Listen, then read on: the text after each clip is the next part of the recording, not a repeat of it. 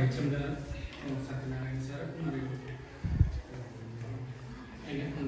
Rama Reddy sir Narasimha Reddy సార్కి నాకు good morning, విద్యార్థులకు కూడా గుడ్ మార్నింగ్. ముఖ్యంగా ఈరోజు కెరియర్ గైడెన్స్ 10th క్లాస్ వాళ్ళకి చెప్పడం ఏంటంటే, మీరు ఫస్ట్ 10th క్లాస్ పాస్ అయిన వెంటనే చేయాల్సింది ఏంటంటే, మీకు ఏమనుకున్నారో అది చేయండి. ఉదాహరణకు మీరు ఒకటి అనుకునేటారు, టీచర్ కావాలనుకున్నారు అనుకోండి, టీచర్ సైడ్ ఏమేమి చేయాలో అది చేయండి. మీరు అనుకున్నది ఒకటి, పోయేది ఒక రూట్ అయితే రాంగ్ స్టెప్ వేసినట్టు అవుతుంది. కాబట్టి మీరు ఉదాహరణకు ధన్వాడ వెళ్ళాలనుకున్నారు, ధన్వాడ రూట్ ఎట్లా ఉందో అట్లా పోవాలి. కానీ ధన్వాడ పోవాలనుకున్నప్పుడు కోయిల్ సాగర్ సైడ్ పోతే మీకు లాభం ఉంటుందా? వెళ్ళలేరు. కాబట్టి మీరు ఏ మార్గంకి అయితే వెళ్ళాలనుకున్నారో అది చేయాలి కంపల్సరీ.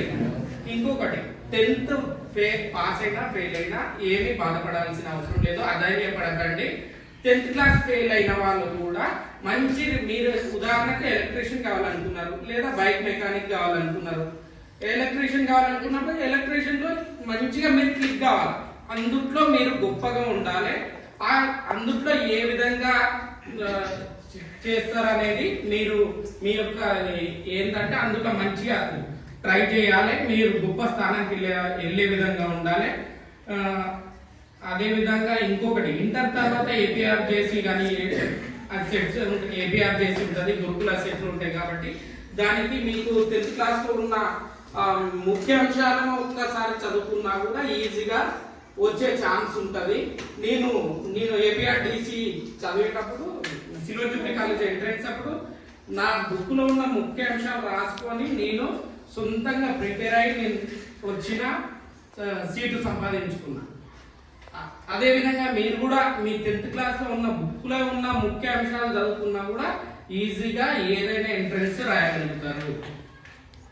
కాబట్టి టైం వేస్ట్ చేయకండి. ముఖ్యంగా 10th క్లాస్ అయిపోయిన వెంబడే మీరు ఏమంటారంటే, మేము ఇంకా ఫ్రీ బర్డ్స్, సార్ వాళ్ళు చెప్పినట్టుగా ఫ్రీ బర్డ్స్ అయినాము, ఇంకా వెళ్ళిపోవచ్చు అనే విధంగా కాకుండా మీరు మీ యొక్క కెరియర్ పైన దృష్టి పెట్టాలని కోరుకుంటున్నాను.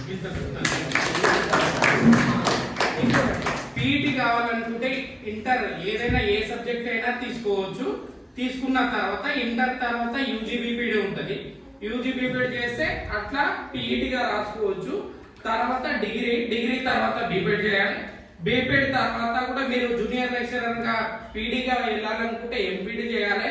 ఎంపీడీ చేస్తే మంచిగా పీడీ జేఎల్పీడీగా వెళ్ళొచ్చు. ఇప్పుడు మన పాఠశాల వెళ్ళిండు కదా జేఎల్ గా, అదే విధంగా మనం జేఎల్పీడీగా వెళ్ళాలనుకుంటే మనము ఎంపీడీ అయిపోయి ఉండాలి.